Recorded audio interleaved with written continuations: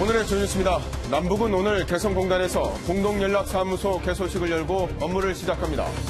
판문점에서는 3차 남북정상회담 준비를 위한 비공개 실무회담을 갖습니다. 북한이 대륙간 탄도미사일급 화성 15형 미사일 발사 시험에 이용된 이동식 발사 차량의 구조물을 완전히 해체한 것으로 알려졌습니다. 미국 정부는 북한인 1명과 중국, 러시아 기업 2곳에 대한 독자 제재를 단행했습니다.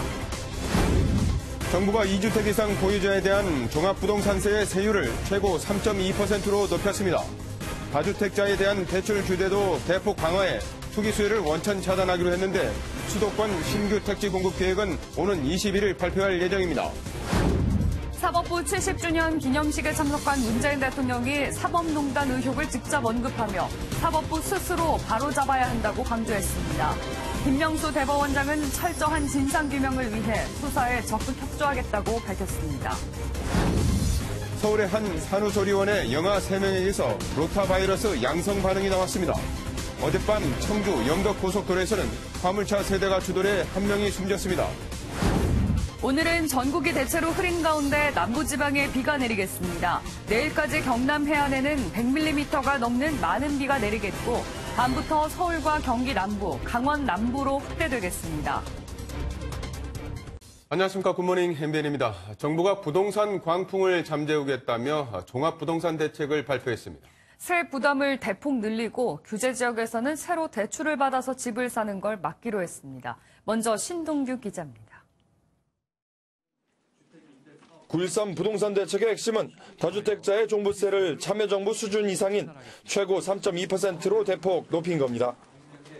3주택자와 서울 세종 등 43개 조정 대상 지역의 2주택자도 구간별 최고 세율이 적용됩니다. 전년도에 낸 세금의 최대 1.5배를 넘지 않도록 한 세부담 상한 역시 다주택자에 대해선 3배까지 늘리기로 했습니다. 돈줄도 바짝 조입니다. 2주택 이상은 규제 지역에서 신규 주택담보대출을 받을 수 없고 1주택자도 실수요가 아니면 대출이 어려워집니다. 전세자금 대출의 경우 2주택자는 아예 받을 수가 없습니다.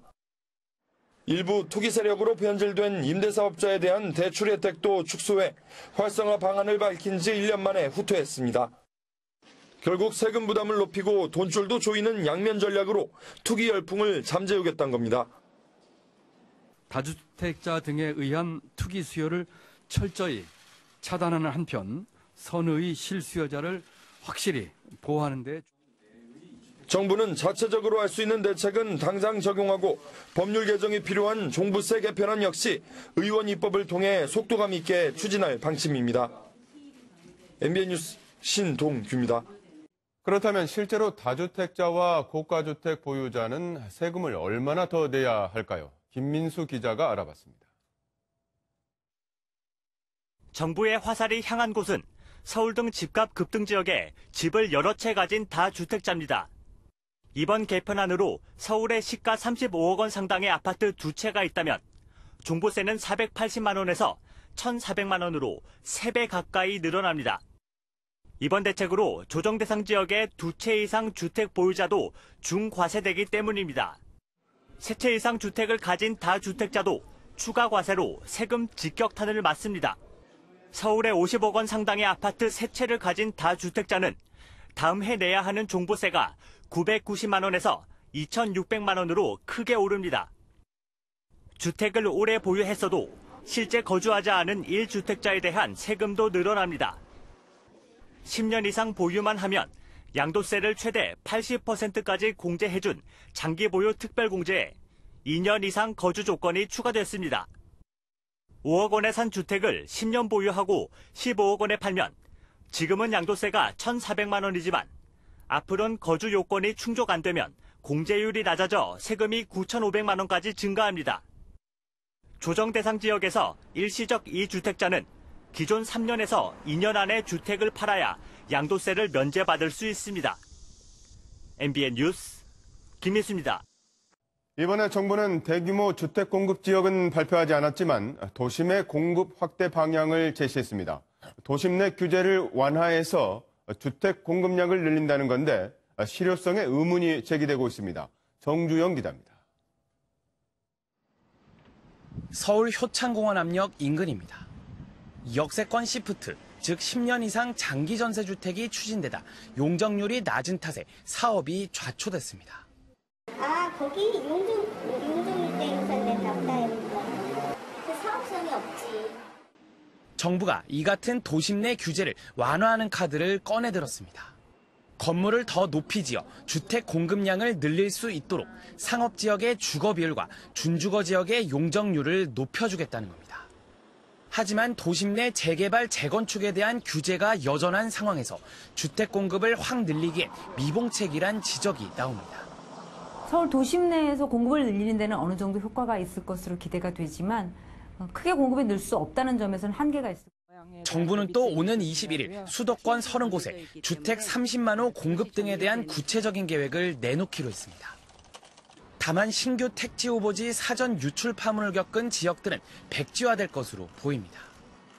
법에 절차와 시일이 정해져 있기 때문에 그것이 종료되는 21일의 구체적인 입지와 그다음에 수량 이런 것들을 말씀드리고 서울시마저 그린벨트 해제 방안에 반대하고 있어 주택 공급 지역을 확정해야 하는 정부의 고민이 깊어지고 있습니다. MBN 뉴스 정주영입니다. 참여정부 시절보다 더 강력한 이번 종합부동산세 개편안이 시행되려면 국회를 통과해야 합니다. 하지만 여야의 첨예한 의견 대립으로 한동안 격론이 예상됩니다. 김문영 기자입니다. 여당인 더불어민주당은 현재 시장에 맞는 적절한 조치라고 평가했습니다. 특히 다주택자를 중심으로 하는 투기 세력을 억제하고 서민 주거가 안정될 것이라며 야당의 협조를 당부했습니다. 조기에 시장에서 안착돼서 이 땀 흘려 일한 서민들이 상대적 박탈감을 느끼지 않을 수 있도록 부동산 시장이 빨리 안정될 것을 기대하고 있습니다. 반면 자유한국당은 세금으로 때려잡겠다는 정책이라며 맹비난했습니다.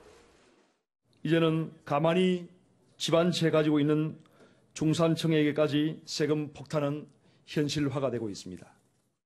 다른 야당은 종부세 강화로 다주택자의 부담을 늘리는 이른바 채찍 정책은 환영했지만 공급 대책이 부족하다고 비판했습니다. 채찍을 내리쳤다면 거래세를 인하하는 등 당근을 제공해서 집값 하락과 거래 활성화를 유도해야 했습니다. 민주평화당과 정의당은 여기에 더해 다주택 임대업자의 혜택을 축소하는 신용을 할 것이 아니라 재산세와 양도세, 임대소득세 등 각종 혜택도 대폭 축소해야 한다고 강조했습니다. 세율 조정이 필요한 종부세 개편안은 의원 입법으로 발의될 예정인 가운데 국회 통과를 놓고 여야 간 치열한 공방이 예상됩니다. MBN 뉴스 김문영입니다. 다음 주에 있을 평양 남북정상회담 준비를 위해서 오늘 남북이 실무 협의를 열기로 했습니다. 불과 나흘 앞두고 여는 회의라서 그야말로 속전속결해야 하는 상황입니다. 최중락 기자가 보도합니다. 지난주 대북 특사로 방북했던 정의용 안보실장은 평양 남북정상회담을 위한 실무 협의를 이번 주 초 개최한다고 발표했습니다. 또 회담 준비를 위한 의전, 경호, 통신, 보도에 관한 고위 실무 협의를 내주 초 판문점에서 갖기로 하였습니다. 하지만 북한이 창건일인 구구절 행사가 11일까지 이어지면서 일정이 미뤄졌습니다. 이후 우리 측이 12일 실무 협의를 제안했지만 북한은 어제서야 오늘 판문점에서 만나자고 화답했습니다.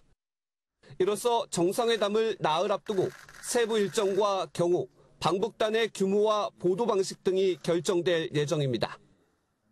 이런 가운데 문재인 대통령은 원로 자문단을 만나 북미 간의 비핵화 중재자 역할을 하는 것이 이번 남북정상회담의 주요 목적이라고 설명했습니다. 그 접점을 찾아서 제시하고 대화를 다시 좀 촉진시켜 나가고 그렇게 해서 비핵화가 보다 빠르게 진행되게끔 하는 것이 우리가 가운데서 해야 될 역할 중에 하나라고 생각합니다. 문 대통령은 또 북한에게 비핵화의 추가적인 조치를 요구하기 위해서는 미국이 상응하는 조치를 내놔야 한다며 북미 교착 상태를 풀기 위한 미국의 전향적 자세도 촉구했습니다. MBN 뉴스 최중락입니다. 청와대는 삼성 등 기업인들에게 다음 주 평양에서 열리는 남북정상회담 동행을 요청했습니다. 이재용 삼성전자 부회장을 비롯해서 4대 그룹 총수의 첫 동시 방북이 이뤄질지 주목됩니다. 김지영 기자입니다. 다음 주 평양에서 열리는 남북 정상회담에 청와대로부터 동행 제안을 받은 곳은 삼성과 현대차, SK, LG 등 4대 그룹입니다. 청와대 관계자는 해당 기업의 동행을 제안했다며 누가 갈지는 기업에서 결정할 것이라고 밝혔습니다. 남북 정상회담이라는 사안의 중대성을 고려하면 이재용 삼성전자 부회장과 정의선 현대차 부회장, 최태원 SK 회장과 구광모 LG 회장이 참석할 것으로 보입니다.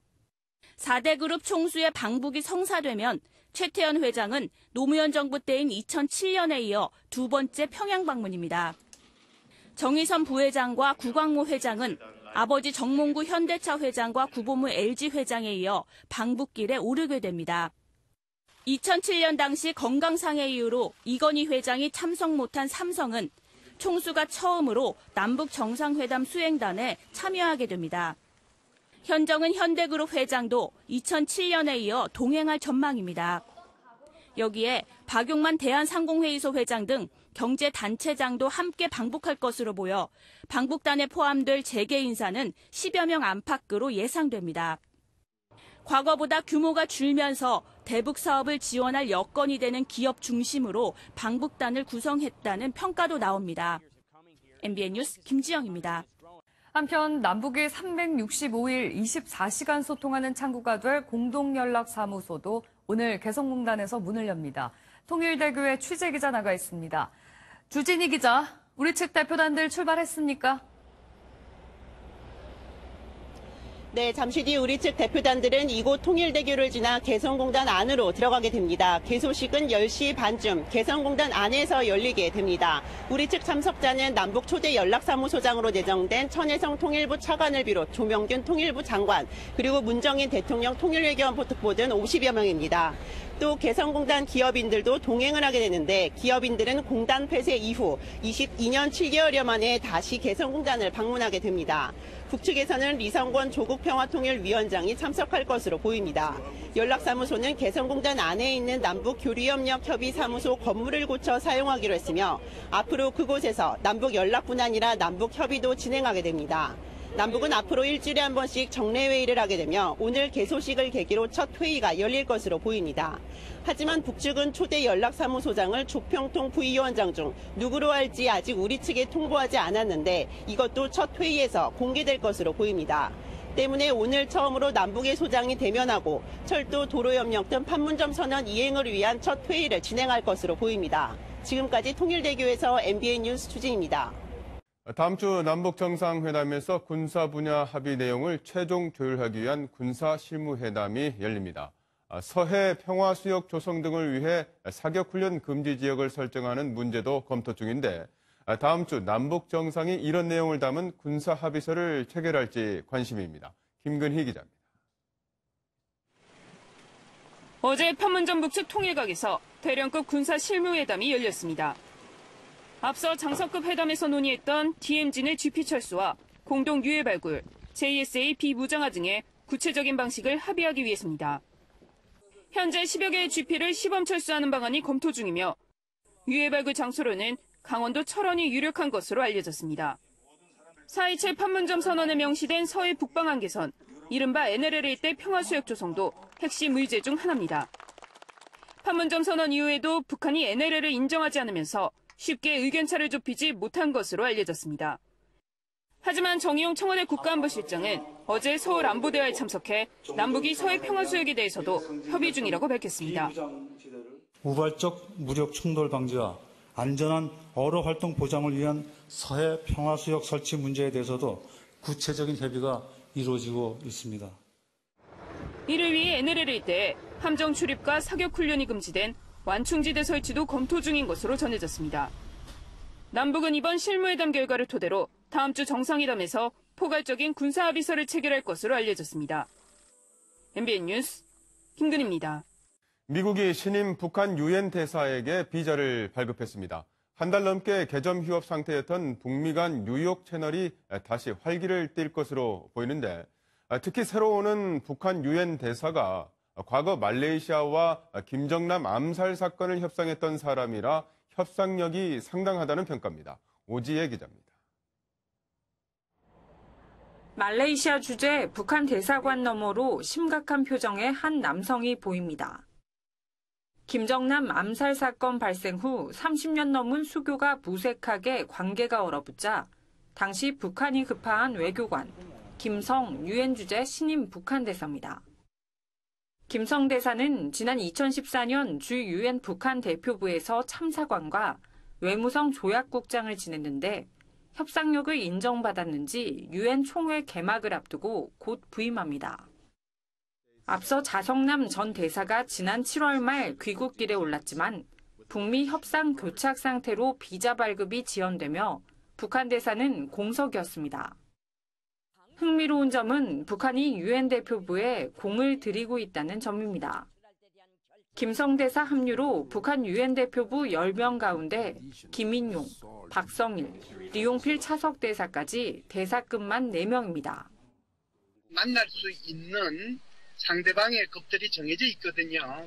중량감 있는 사람들을 배치해서 미국과 북한 사이의 대화를 자신들한테 유리하게 전개시키기 위해서 이에 따라 유엔 총회를 계기로 북미 간 물밑 접촉이 활성화될 것으로 보입니다. MBN 뉴스 오지혜입니다.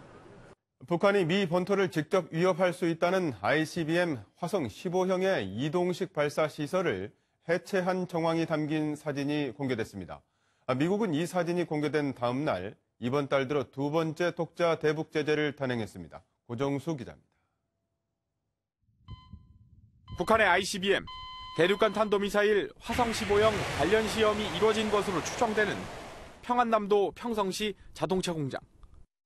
지난 8월 초 이곳을 찍은 위성사진에는 임시시설의 지붕이 사라진 것을 뚜렷이 알 수 있습니다. 가장 최근인 지난 1일 사진엔 일부 기기를 제외한 시설 자체가 사라진 게 보입니다. 미국의 대북 전문 사이트 38로스는 지난 8개월간 위성사진을 분석한 결과 화성 15형 관련 이동식 발사 차량 구조물이 완전히 해체됐다고 밝혔습니다. 북한이 미 본토를 직접 공격할 수 있는 미사일 관련 시설을 철거한 것으로 볼 수 있는데 미국은 이런 정황이 알려진 다음 날인 오늘 이달 들어 두 번째 독자 대북 제재를 단행했습니다. 미 재무부가 중국 IT 업체와 이 업체의 러시아 위장 회사, 본 업체의 최고 경영자인 북한인 1명을 독자 제재 명단에 올렸습니다. 위장 기업에서 일하는 북한 IT 노동자가 북한으로 불법 자금을 보냄으로써 북한 정부와 노동당의 돈벌이를 금지한 미국의 행정명령을 위반했다는 혐의를 적용했습니다. 스티브 무누신 재무장관은 성명을 통해 북한 노동자의 불법 고용에 대해 경고하며 최종적이고 완전하게 검증된 비핵화 달성까지 제재는 계속된다고 밝혔습니다. MBN 뉴스 고정수입니다. 현재까지 11명의 메르스 의심 환자 모두 음성 판정을 받았고 더 이상의 추가 의심 환자는 없는 것으로 보입니다.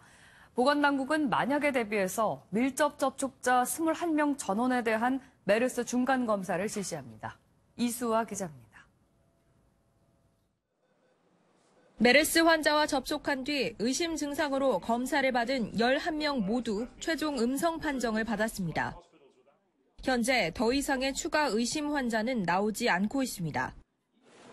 어제까지 확인된 밀접 접촉자는 21명, 일상 접촉자는 3명이 늘어 431명입니다. 이 중 외국인 4명의 소재는 파악되지 않았습니다. 보건당국은 추가 대비 차원에서 21명 밀접 접촉자 전원에 대한 메르스 검사를 진행한다고 밝혔습니다. 메르스 대응 지침에 따르면 통상 밀접 접촉자는 격리 해제 직전인 13일째에 한 차례 최종 검사를 받습니다. 이번 검사는 중간검사 차원으로 더욱 철저한 관리 감독을 위한 조치입니다. 보건소의 의사, 간호사 또는 유상병리사분께서 가서 검사를 채취하고 있고 채취된 검사는 지역에 있는 보건환경연구원으로 가서 검사가 밀접 접촉자 검사 결과는 이르면 오늘 발표됩니다. MBN 뉴스 이수아입니다. 서울의 한 산부인과 신생아 3명에게 로타바이러스 양성 반응이 나왔습니다. 어젯밤 청주 영덕 고속도로에서는 화물차 3중 추돌 사고가 발생해 1명이 숨졌습니다. 김현 기자의 보도입니다. 산후조리원 신생아 3명에게서 로타바이러스 양성 반응이 나온 건 그제 오후. 로타바이러스는 5살 이하 영유아에게서 주로 발병하는데 발열과 설사, 구토 등을 일으킵니다. 신속 검사에서 우선은 3명이 양성이 나왔어요. 첫 환자 아이가 다른 병원으로도 확진 검사 진행 중에 있거든요. 해당 병원은 아직까지 공식 입장을 밝히지 않고 있습니다. 전 몰라요. 지금 말씀드릴 수 없어요. 그런 건 저희가 얘기할 수 없으니까. 보건당국은 양성 반응이 나온 신생아들을 대상으로 확진 검사를 진행할 예정입니다. 고속도로에 차들이 길게 늘어서 있습니다. 화물차 3대가 잇따라 추돌한 사고가 발생한 건데 30대 운전자가 그 자리에서 숨졌습니다. 경찰은 운전자가 갑자기 속도를 줄인 앞차를 들이받아 사고가 난 것으로 보고 정확한 사고 원인을 조사하고 있습니다. 대구에서는 주행 중이던 BMW 차량이 길에 쓰러진 오토바이를 들이받아 불이 났습니다. 경찰은 사고가 난 BMW 차량이 리콜 대상인지와 함께 정확한 사고 원인을 조사 중입니다. MBN 뉴스 김현입니다. 이재명 경기도지사와의 스캔들 의혹에 휘말린 김부선 씨가 오늘 낮 2번째로 경찰서를 찾습니다. 사건을 맡겠다고 나선 강용석 변호사도 함께 모습을 드러낼 것으로 예상됩니다. 전민석 기자가 보도합니다. 지난달 22일 경찰에 출석했다 30분 만에 진술을 거부하고 돌아간 배우 김부선 씨. 제 자신을 보호하기 위해서 저는 변호사와 반드시 입회해야 될 것 같다는 여러 팬들의 우려에 김 씨는 오늘 낮 2시쯤 경찰을 다시 찾을 예정이라고 밝혔습니다. 앞서 이재명 경기도지사와의 불륜 스캔들을 폭로해 이 지사 측으로부터 고발당한 김 씨는 피고발인 신분으로 경찰에 출석합니다. 강용석 변호사도 김 씨와 함께 모습을 드러낼 것으로 예상됩니다. 강 변호사는 자신이 운영하는 유튜브 채널을 통해 김 씨 사건을 맡았다고 밝힌 바 있습니다. 네, 김부선 씨하고 연락도 됐고요. 경기도지사하고 관련하고 있는 모든 사건을 제가 전부 수임해서 진행하기로 했고 경찰 관계자는 강 변호사 측에서 변호사 선임계를 제출했고 함께 출석할 것으로 안다고 말했습니다. 경찰은 김 씨가 이 지사와 만났는지 여부 등 두 사람의 관계를 집중적으로 캐물을 계획입니다. MBN 뉴스 전민석입니다. 걸그룹 카라 출신의 연기자 구하라 씨가 폭행 혐의를 받고 있습니다. 이별을 요구하자 폭행을 당했다면서 남자친구가 신고를 한 건데 구 씨는 쌍방폭행이라고 주장했습니다. 길기범 기자입니다. 걸그룹 카라로 활동했던 구하라 씨가 폭행 사건에 휘말렸습니다. 어제 새벽 0시 30분쯤 서울 논현동의 한 빌라에서 구 씨가 자신을 때린다며 남자친구가 경찰에 신고한 겁니다. 여자들이 들었거든요. 평소에 친해서 이런 거는 좀 들었는데 경찰차 내다보질 않아가지고. 한밤 폭행을 놓고 구 씨와 남자친구 두 사람의 의견은 엇갈리고 있습니다. 남성은 자신이 결별을 요구하자 구 씨가 격분해 일방적으로 때렸다고 주장했지만 구 씨는 쌍방폭행이었다고 진술한 것으로 알려졌습니다. 다만 현재 구 씨가 연락을 받지 않으면서 경찰과 소속사 모두 사실관계를 파악하지 못하고 있습니다. 최근 스케줄이 없어서 연락이 좀 안 되고 있는 상황이에요. 저희도 일단은 확인이 돼야지 말씀을 드릴 수 있을 것 같아서요. 경찰 역시 구 씨와 연락이 되는 대로 날짜를 조율한 뒤 두 사람을 불러 자세한 사건 경위 등을 조사할 계획입니다. MBN 뉴스 길기범입니다. 전두환 전 대통령의 회고록이 5.18 민주화 운동을 왜곡했다는 1심 판결이 나왔습니다. 재판부는 근거 없는 주장만으로 5.18 단체와 유족의 명예를 훼손했다고 봤습니다. 정치훈 기자입니다. 전두환 회고록에는 5.18 당시 계엄군이 시민에게 발표한 책임이 자신에게 없다고 쓰여 있습니다. 북한 특수군이 개입해 이들을 진압하면서 총기를 사용했을 뿐 무차별적인 발포와 헬기 사격은 없었다고도 주장했습니다. 5.18 관련 단체는 이에 반발해 손해배상 청구 소송을 진행했습니다. 재판부는 전 전 대통령이 계엄군의 변명이나 근거 없는 주장만으로 회고록을 작성해 5.18 관련 단체의 명예를 훼손했다고 판단했습니다. 전 전 대통령과 아들 전재국 씨는 5.18 단체와 유족에게 모두 7천만 원을 배상하라고 판결했습니다. 그늘에 숨지 말고 이제는 자신의 그 범죄 행위를 고백해서 용서를 구하기를 바랍니다. 5.18 민주화운동 유공자들에 대한 명예훼손이 인정되면서 다음 달 1일 열릴 형사재판에도 관심이 모아지고 있습니다. 알츠하이머를 앓고 있다는 이유로 첫 재판에 불출석한 전 전 대통령이 광주의 모습을 드러낼지는 미지수입니다. 5.18 단체는 법원이 강제 구인을 해서라도 법정에 세워야 한다고 주장했습니다. MBN 뉴스 정춘우입니다. 국회에서는 어제부터 대정부 질문이 시작됐습니다. 현 정부의 부동산 정책과 소득주도 성장에 질의가 집중된 가운데 이낙연 총리는 금리 인상을 심각히 생각할 때가 됐다고 밝혀 한때 채권 시장이 요동쳤습니다. 김종민 기자입니다. 정부의 새로운 부동산 정책이 발표된 날, 여당의 박영선 의원은 현재의 부동산 가격 폭등이 박근혜 정권의 탓이라고 지적했습니다. 2014년 8월 금리 인하 이후에 지금까지 시중에 약 600조 원의 돈이 더 풀렸습니다. 시중 유동자금 이 문제는 바로 부동산 급등의 주범입니다, 지금. 그러자 이낙연 총리는 금리 인상을 언급했습니다. 가계부채의 부담의 증가 같은 것도 생길 수 있고 이 문제에 대해서 좀 더 심각한 생각을 할 때가 충분히 됐다는 데 동의합니다. 이 총리의 발언 이후 국고채 금리가 일제히 상승하기도 했습니다. 문재인 정부의 소득주도 성장론에 대한 야당의 문제 제기에 최저임금 인상의 일부 부작용도 인정했습니다. 최저임금을 올리면 소득 총액이 늘어난다는 전제가 이미 깨어져 버렸습니다. 그런데도 계속 밀어붙이는 것은 오만불통 아닙니까? 소득주도 성장 가운데는 최저임금이 중요한 일부분입니다만 그것이 전부는 아닙니다. 최저임금에 대해서는 일부 부작용이 생기고 있다는 것을 저도 잘 알고 있습니다. 한편 여야는 다음 주 화요일까지 이어지는 대정부 질문 일정을 남북 정상회담이 끝난 뒤인 10월 초로 연기했습니다. MBN 뉴스 김종민입니다.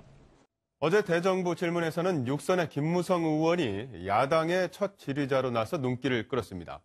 그런데 대정부 질문의 질의라기보다는 당대표 연설을 연상하게 해 당권 도전을 염두에 둔 행보가 아니냐는 분석이 나오고 있습니다. 서정표 기자입니다. 국회 대정부 질문에서 의원에게 주어진 시간은 질의 포함 15분가량. 다수의 의원이 질의에 무게를 두는 반면 한국당 김무성 의원은 정부 비판, 연설에 힘을 줬습니다.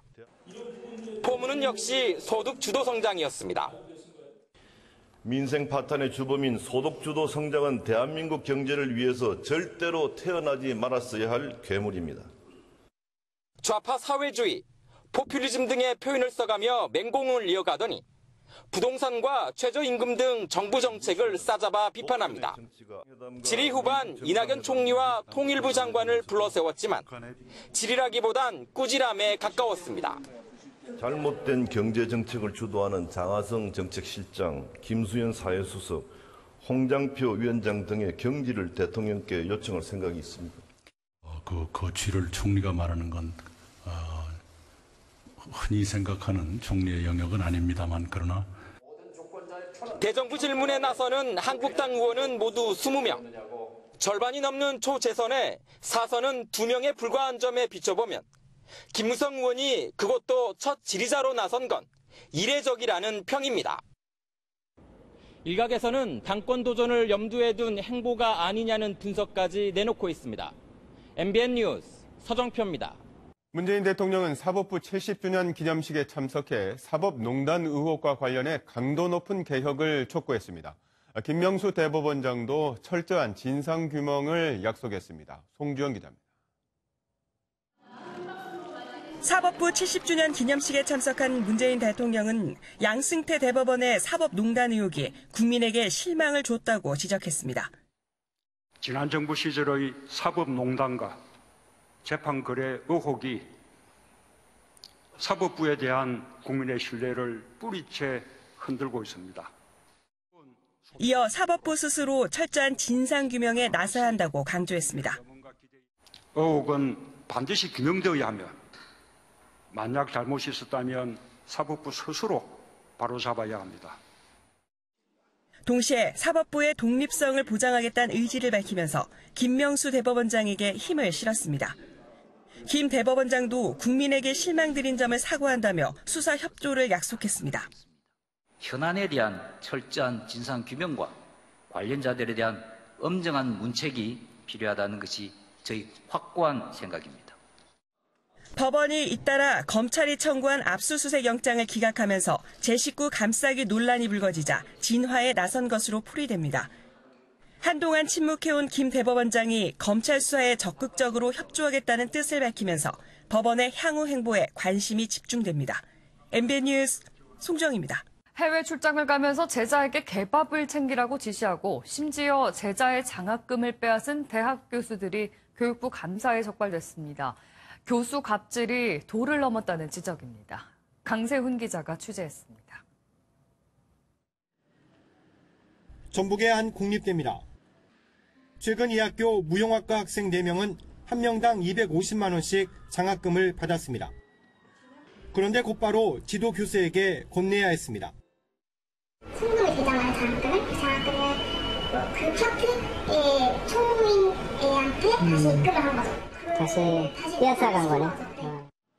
해당 교수는 빼돌린 장학금을 서울의 한 의상실로 송금했습니다. 학생들은 교수의 갑질 횡포가 지속되었다고 말합니다. 교수의 개인은 지역 축제 같은 거 들어보지 않고 그냥 강제로. 해당 교수는 거듭된 인터뷰 요청에 응하지 않았습니다. 나가시라고요. 좀 해명을 좀 해주세요. 나가시라고요. 같은 학교 인문대 한 교수는 한 달간 해외 출장을 가면서 조교에게 개밥을 주라고 지시하고 대학원생 박사 논문을 심사하면서 사례비까지 받았습니다. 중징계를 하라고 해가지고 중징계 절차까지 다 끝났습니다. 근데 그중에 정직 처분이 내려졌습니다. 한편 무용학과 교수는 교육부 감사에 문제가 있다며 이의를 제기했습니다. MBN 뉴스 강세훈입니다. 땅속 송유관에 구멍을 뚫고 기름 25억 원어치를 훔친 일당이 무더기로 적발됐습니다. 총책인 40대 남성은 교도소 출소 뒤에 용접 기술을 독학으로 터득했습니다. 김영현 기자가 보도합니다. 땅 밑으로 길고 긴 땅굴이 발견됩니다. 붕괴에 대비해 모래상자를 쌓아놨습니다. 경찰이 들이닥친 창고에서는 기름 탱크와 기름통이 발견됩니다. 경찰에 적발된 4개 조직은 땅속 송유관에 구멍을 뚫어 미리 임차한 창구나 폐업한 주유소로 기름을 빼돌렸습니다. 이들은 이렇게 산소 공급기까지 설치해가면서 하루 8시간씩 2개월 동안 무려 55m나 되는 땅굴을 팠습니다. 집 마당까지 들어가도 몰랐잖아. 알 수가 없어 판매하는 거니까. 대전과 충북 일대에서 지난 1년 7개월 동안 훔친 기름은 189만 리터. 시가로 25억 원어치입니다. 총책 40대 강모 씨는 교도소 출소 이후 용접 기술을 독학으로 터득해 지인들과 범행에 나섰습니다. 송유관에 유압 호스를 연결하는 과정에서 기름이 유출됨으로 인해서 중도에 포기하는 사례가 몇 번 있었습니다. 훔친 기름은 평소 알고 있던 주유소 4곳에 리터당 최대 200원 정도 싸게 팔아넘겼습니다. 경찰은 강 씨 등 18명을 구속했습니다. MBN 뉴스 김영현입니다. 경마장 경기 장면을 불법으로 생중계하면서 2,100억 원 규모의 인터넷 도박장을 운영한 사설 경마 사이트들이 경찰에 적발됐습니다. 판돈 제한 없이 최대 100배까지 수익을 올릴 수 있다고 홍보해서 회원들을 끌어모았습니다. 임성재 기자입니다. 모니터에 경주용 말과 기수가 등장하는 영상이 재생되고 배당률이 실시간으로 나타납니다. 실제 제주도에서 하는 거야? 제주도에. 한국마사회가 운영하는 정상적인 사이트 같지만 불법으로 경마장의 모습을 생중계하는 사설 사이트입니다. 지난 2011년부터 이런 불법 사이트를 만들어 2,100억 원 규모의 인터넷 도박장을 운영해온 박모 씨 등 일당이 경찰에 붙잡혔습니다. 실제 경마에선 10만 원까지만 걸 수 있지만 이들은 상한선을 없애고 최대 100배의 금액을 돌려준다고 홍보했습니다. 꼬임에 빠진 회원 중 일부는 최대 5천만 원을 베팅하기도 했습니다. 합법 경마는 이제 온라인이 금지되어 있는 상황에서 상한선이 없이 무제한 배팅이 가능합니다. 그래서 중독성이 매우 강하고 일당 대부분은 조직폭력배로 경찰의 추적을 피하기 위해 가면과 대포폰을 사용하며 운영진들끼리도 철저히 신분을 숨겼습니다. 경찰은 서버장 박 씨 등 8명을 한국마사회법 위반 혐의로 구속해 사건을 검찰로 넘겼습니다. MBN 뉴스 임성재입니다. 카메라로 다른 사람의 신체를 촬영해 유포하면 처벌 대상이 되는데요. 그런데 대법원이 해당 영상이 담긴 컴퓨터 화면을 찍었을 경우에는 법 위반이 아니라고 판결해 비난 여론이 일고 있습니다. 이혁근 기자입니다. 지난 2015년 유흥주점 여직원 이모 씨는 자신의 손님과 깊은 관계를 맺게 됐습니다. 급기야 합의하에 성관계 영상까지 촬영하게 됐는데 이 영상이 문제가 됐습니다. 이 씨가 컴퓨터 모니터에 재생되고 있는 영상을 자신의 휴대전화로 찍어 손님의 부인에게 보낸 겁니다.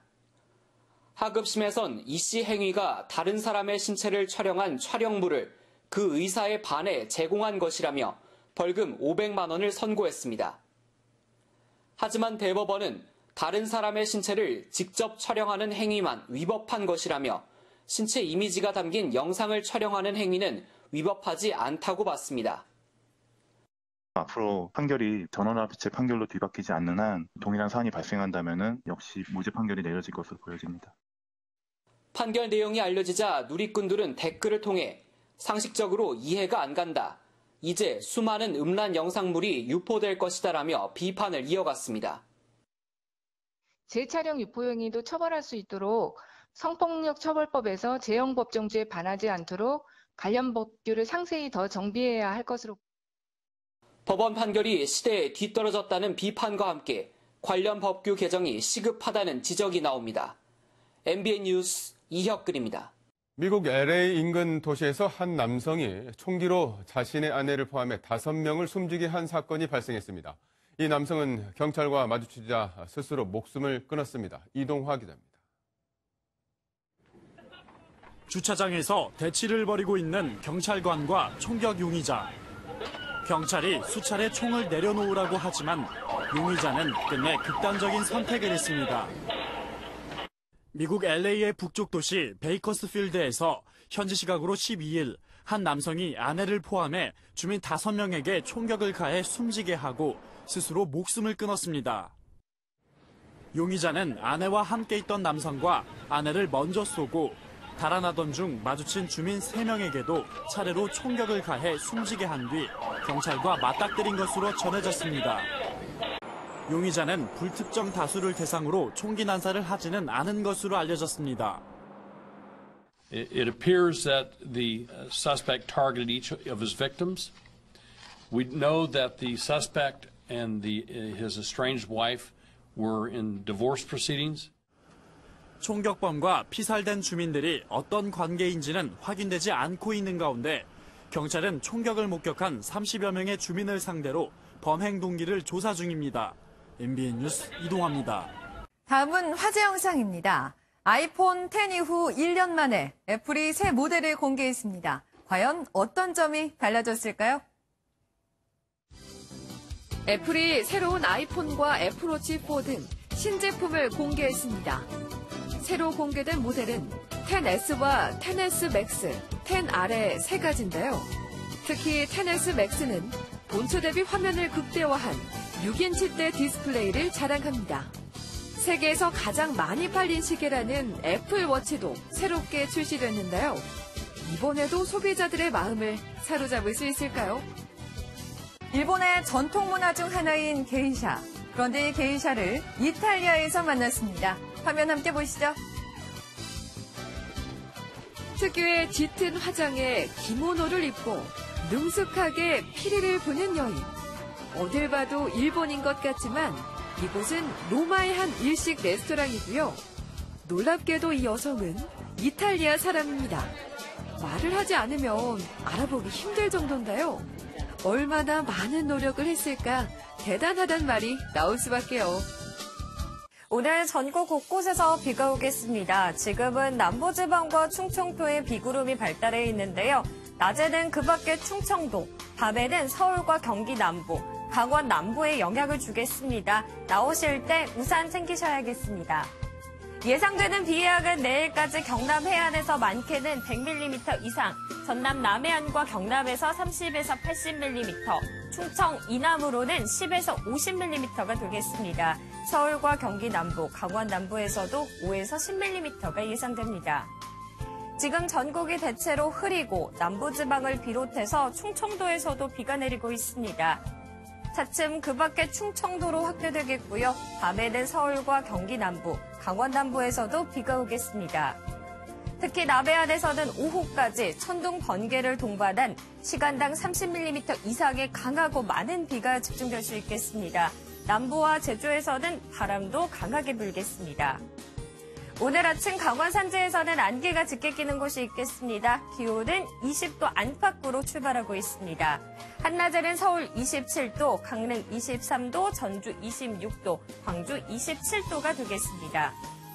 비는 주말인 내일 아침에 대부분 그치겠지만 일부 내륙에서는 오후 한때 비가 또 오는 곳이 있겠습니다. 주말인 일요일에는 대체로 맑은 날씨가 예상됩니다. 날씨였습니다.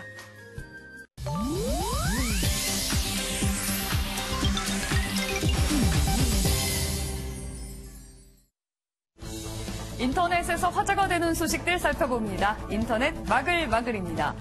민족 최대 명절 추석이 이제 열흘 앞으로 다가왔는데요. 벌써부터 명절 스트레스에 시달리는 분들 많다고 합니다. 한 여론조사에서는 직장인 절반 이상이 명절 연휴에 출근을 하고 싶은 적이 있다고 답했을 정도라는데요. 여성들은 음식 준비 때문에, 남성들은 연휴에 쓰는 지출이 많기 때문인 것으로 나타났습니다. 미혼자는 미혼자대로 취업과 결혼에 대한 잔소리 걱정에 한숨이라는데요. 아예 명절을 없애달라는 국민 청원까지 등장할 정도인데 모쪼록 이번 명절엔 오랜만에 만나는 가족들끼리 얼굴 붉히는 일 없었으면 좋겠네요. 살충제 달걀 파동 이후 식품의약품안전처가 지난달 23일부터 달걀 껍데기의 사육 환경을 숫자로 표시하고 있는데요. 하지만 포장을 뜯기 전에는 번호를 확인할 수 없어서 별 소용이 없다고 합니다. 숫자가 작을수록 사육 환경이 좋은 건데 표지만 보고는 알 수가 없다는 건데요. 또 숫자가 뭘 의미하는지 아직 잘 알려지지 않은 것도 문제 중 하나라고 합니다. 소비자들의 불안을 없애기 위해서 만들어진 제도가 오히려 혼란만 가중시키는 모습이 됐습니다. 서울 상도 유치원 건물이 기울기 바로 전날 긴급대책회의가 있었는데도 수업을 진행한 것으로 알려져 논란이 일고 있습니다. 이미 건물 1층에서는 금이 간 상태였지만 시공사 측은 당장 무너질 일이 없다고 주장했다는 건데요. 안전진단업체는 균열 문제가 심각하다고 지적했지만 감리업체는 비가 오면 토사가 유실된다는 단서만 달았을 뿐이었던 것으로 파악됐습니다. 휴업을 고려할 정도로 위험한 상황이었는데도 정작 학부모들은 대책회의가 열렸다는 사실도 몰랐다고 하는데요. 피해가 없었으니 망정이지 다시 생각해도 정말 아찔합니다. 9.13 부동산 대책 발표에 다주택자와 중개업자들은 대책 마련에 분주한 모습입니다. 부동산 종합대책이 발표된 어제 강남 일대 부동산에는 시세가 어떻게 변할지 또 언제 팔아야 될지를 묻는 전화가 끊이질 않았다고 하는데요.